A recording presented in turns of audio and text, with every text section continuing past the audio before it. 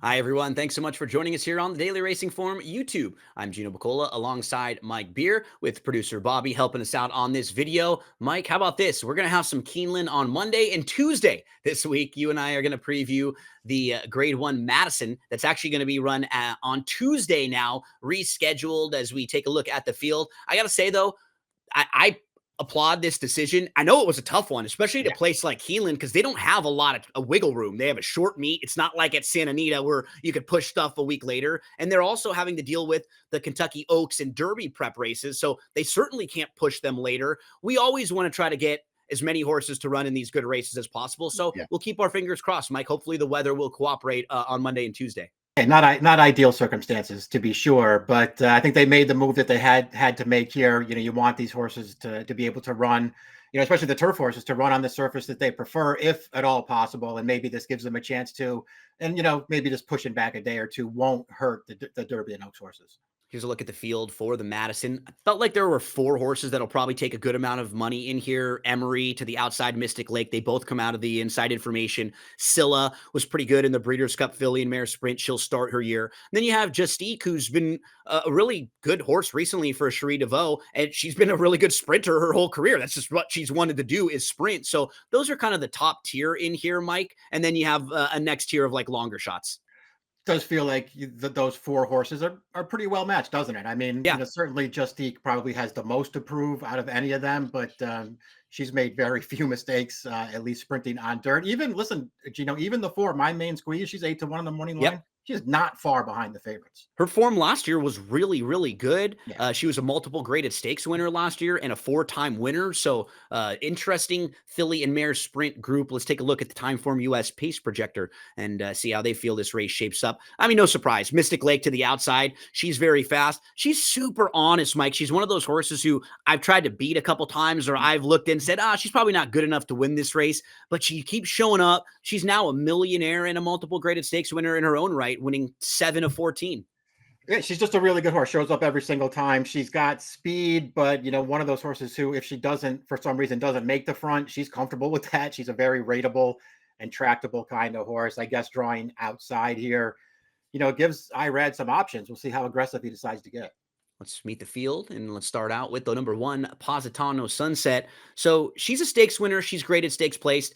She won her first start of 2025. 7 furlongs is her best trip. So all those are positive. This is just a tough group. That's the concern, right? I think this is the trip she wants, second off the bench, all good things, but she's probably got 4 or 5 horses in here to deal with that are really tough and just probably better than her overall. Can you make a case for her? I kind of looked at it the same way you did. I mean, listen, she certainly has a race or two that's going to give her a real Yeah. chance in here. I feel like she's probably one of the horses in here who is just sort of hoping that you get a little bit of a competitive pace here that she can Yep. sort of come after, because I think that's her best running style.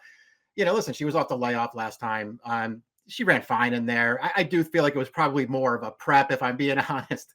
Yeah. Maybe wanted to see her win that race a little easier than she wound up getting it done, but maybe she needed one off the bench. Emery came off of a layoff of a few months. In the inside info, we have a replay of that one. And in that race, Emery was in there, also Mystic Lake. Emery is the 9 that we're going to look at in this race. Mystic Lake is the 7. Emery had a weird trip, Mike. She was right up on the pace, very fast pace, kind of pushing it and hooked wide early. And then at the top of the lane, almost looked like when Jody's Pride moved early in between horses, it kind of caught Emery a little off guard, and she got kind of outrun for a couple strides. She backed up a few lengths, and then she surges again late here. I think the wide trip caught up with her. It was almost like she was a little fresh and wide, and she was sort of in between. I just feel like she's going to get so much out of that race and be a lot better here. I agree with you. I mean, I don't really know, what was going on there in the inside information. I'm not really sure what Tyler Gaffleon's plan was there, but to me, it didn't really make a lot of sense for him to just sort of take a hold of her and sit on the outside when, just didn't seem like they were making Mystic Lake go fast on the lead in that race. They just sort of let her control and secure the rail. And it didn't make a lot of sense to me to just sit on the outside there. I thought she ran fine overall. She obviously, I think, has even better races than that to get to. And, she's already proven in the past that she can gun down a good horse like Mystic Lake, because she did it last year in the victory ride. I think 7 furlongs really works for her as well. Yeah, I expect her to be a nice filly and mare sprinter in this division this year. Harbor Springs will make her second start at 4. She's on the improve. She's won 2 in a row. She actually was the grade 2 Beaumont runner-up at Keeneland, so she's run a good race at Keeneland. Almost kind of feel the same way, though, with Positano Sunset. It's not like I have a whole lot to knock on her as a horse. This is just a lot tougher group than what she's been facing. Yeah, she maybe has more to prove than anybody in this field. She's not really a confirmed, sort of stakes quality horse, even though she was second in the Beaumont on this track last year, but she was a distant second in there without ever looking like she was going to win. Listen, she's got a lot to prove here. Consecutive Beyer tops though in her last two starts. Nice little prep race in the allowance ranks last time at Fairgrounds. We'll see how she does. My main squeeze could be one of the price horses. I wouldn't talk someone off in this race because she is making her first start of the year, but she had a nice year last year. She's won 6 of her 13 starts. She was the runner-up in the Raven Run, so we know she runs well at Keeneland. And in 2024, a multiple graded stakes winner. The 2 races where she didn't hit the board last year, one of them was in the Fantasy when she ran behind Torpedo Anna, and the other one was in the Acorn when she ran behind Torpedo Anna and finished 4th. So like the 2 times she really wasn't in the race, she faced the horse of the year. So could she be a horse that her first start at 4 has a little bit of improvement, a little bit of maturity? She might be an interesting horse, especially if she floats up a little bit and she's like 10, 12 to 1, because everybody's really focusing in on the other 4 that we're talking about. That's exactly how I looked at her. She is not overmatched by these horses. She can clearly go with them. Maybe she's not quite as positional and tactical as some of the other horses are, but she's perfectly capable of keeping it up close if they don't go fast. And she's shown that she can rally too. So I don't know, Gino. I think she's very dangerous in here at a fair price. I guess the one drawback would be that her main competition, they got a little bit of a recency edge on her. She's coming off fresh off the layup. They already have a start. But still, I mean, to me, she's a major player in here, and she's a very fair price on the line. Yeah, the more we talk to and the more we look at this race, I warm up more and more to her. She's absolutely the type of horse I want to include in like a pick 4, pick 5 situation. She's the type of horse you're looking for at those types of prices to get a little bit of separation.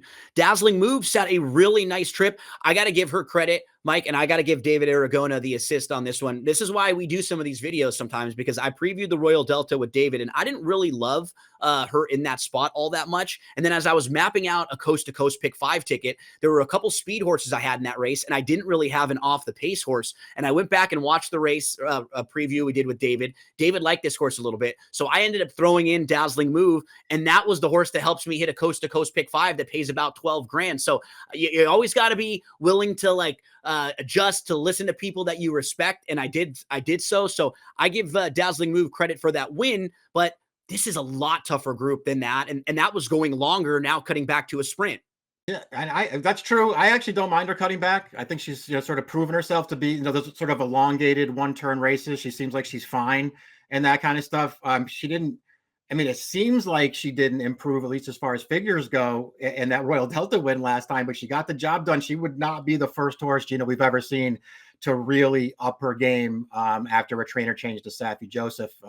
She's pretty interesting cutting back in distance here.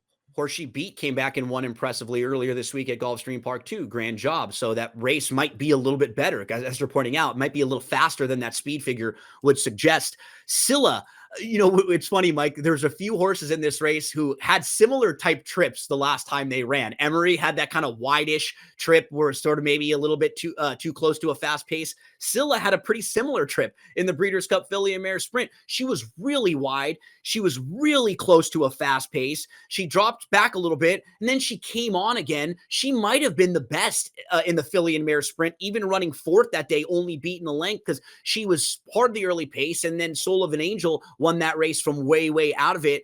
She does feel like at a shorter price, though, this might be a good time to take a shot against her if you think it's competitive and you like a few others. But if she showed up ready to rock, sprinting is where she's really good.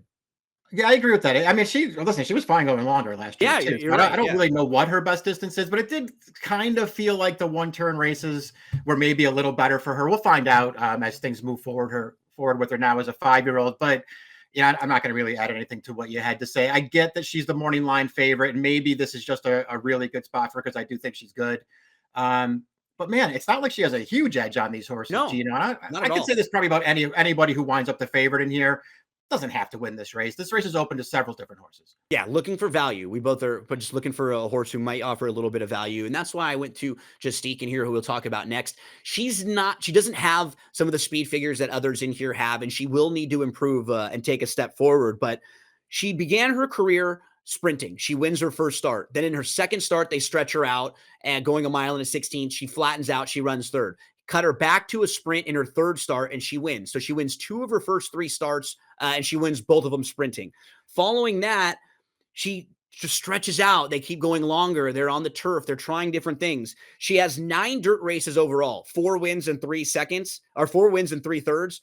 All 4 of the wins are in dirt sprints. That's just what she wants to do. She had 12 races in between dirt sprints. She comes into the Cherie DeVaux barn. First time they have her, they put her on the dirt sprinting. She wins. She comes right back. She wins the stakes race at Oaklawn Park in the carousel. Better group here. She's going to need to get better, but at 7 furlongs, I think this is her perfect trip. My main concern would be, is she going to get the pace? Because she probably does need a little bit of pace to run at, but I like that she's shown for DeVaux that she can sit a little bit closer, and they're putting a little more speed to her in the morning. So I think they're trying to make sure she can get into the race earlier if need be. Yeah, it'll be interesting to see if she's able to keep up early. So I think the one thing, the main concern that you would have with Justique, at least at this stage of the game, is she's probably still going to be last early regardless. Yep. And, is she going to be able to now close down some much better horses? Because this is clearly the toughest race she's ever been in, sprinting on dirt. But I wouldn't be surprised if she's able to do it. She's got a real strong stretch kick in her. I gave her even extra credit for the carousel win last time, because I don't love that idea with a 1-run closer of staying inside and coming up the rail through the stretch. I do not like that idea, but she was able to do it.